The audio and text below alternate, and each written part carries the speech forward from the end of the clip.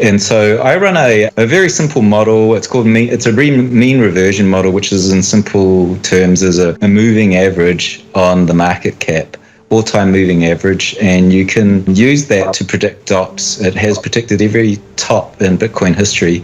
And so currently that top target is launching upwards.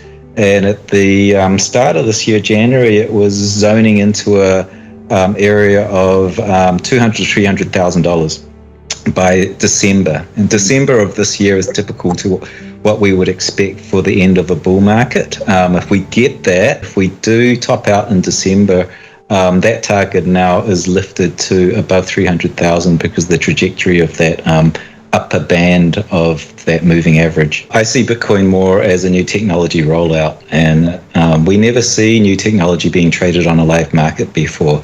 Bitcoin's the first time we've had that. The internet exploded onto the scene and we had a whole lot of new technologies, but you'll notice that those startups that were forging those technologies, they were not listed on a stock exchange till very much later into their maturity phase. So here in Bitcoin, we've got from X number of months into it, from 2009, we had a live price of Bitcoin.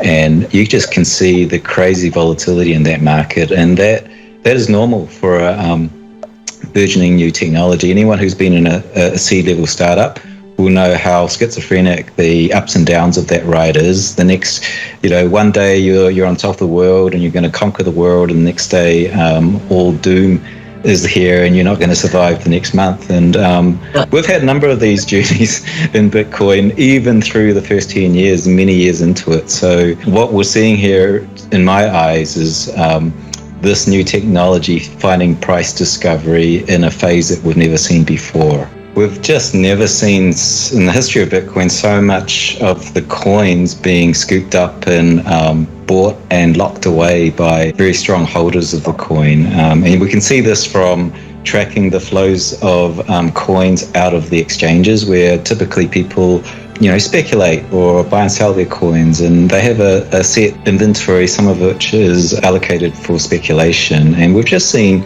an unprecedented amount of depletion of that inventory. If you look back in the 2017 bull market, we saw like a 5-month depletion of inventory, and that was enough to propel the bull market of 2017 right up to the 20,000 from what initially was about $1,000 to $1,500 when that inventory depletion ended. And now we're kind of in this zone of 11 to 12 months of inventory depletion.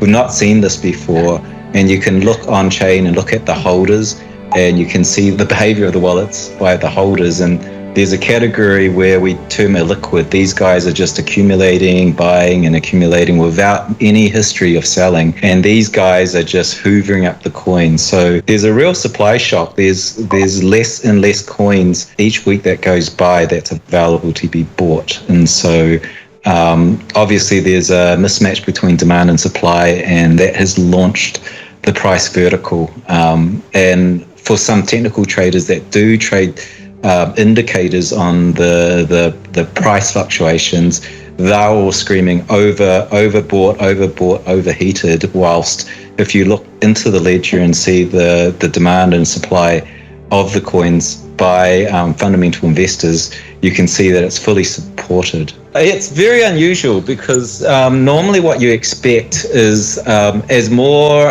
retail comes in, more mums and pops, ordinary people off the streets, they tend to buy their coins and hold them on their exchange wallet because it's just a very easy experience. So we've had this general trend of more and more coins being stored on exchanges like the Coinbases of this world. It's a very easy to use experience. But in this particular cycle, we're seeing huge amounts of coins move off exchanges and being locked away under their own custody. And that's a signature of institutional players coming in and high net worth individuals.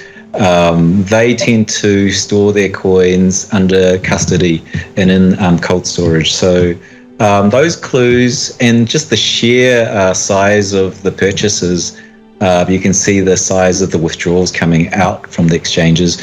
They just really point to institutions scooping up coins. So it's very, very unlikely it's anything else but the institutions. It's looking like we've got hedge funds coming in. We've got the corporate treasury led by Michael Saylor and MicroStrategy, and now, the latest is being Tesla. But, we've also seen announcements that it's pension funds as well. Grayscale said they had a lot of strong buying from there. I've just seen that New Zealand has announced that one of their funds for pensions has bought into Bitcoin in October. So across the gamut, there's all sorts of institutions buying right now. It seems like the word is out that Bitcoin is now a valid investment alternative to gold in these times. I think what we're witnessing here is the birth of a new monetary base, which is no longer based on fiat. It's based on consensus agreement that this has value, and this thing is a value that can be stored online, digitally, moved across borders within seconds. And so it's an internet age technology. It's a new internet age monetary standard.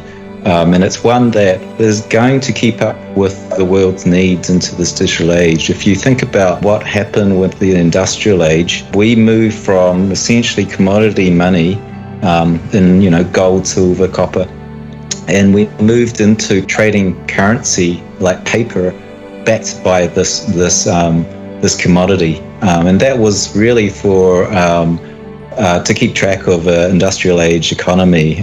Obviously, it's too slow to ship bars of gold around the world. So now we're in a digital age. It's very, very similar in that, like, fiat is just so slow and broken.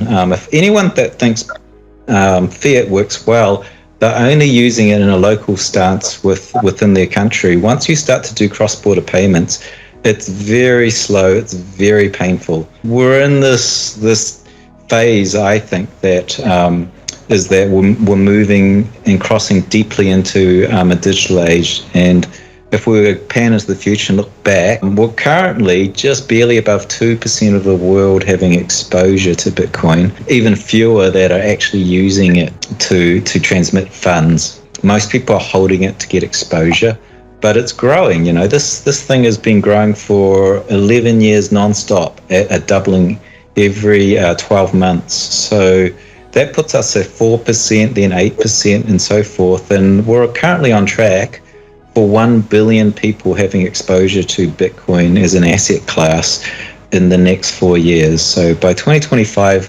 1/8 of the world population will have exposure to this monetary base. So it's happening very, very quickly. The next 4 years is going to bring a lot of changes to the financial system, that's for sure. It's probably the biggest thing that's happened to money since the invention of money, I would say. It's not just a 1 in a 100-year thing. It's a 1 in humanity event.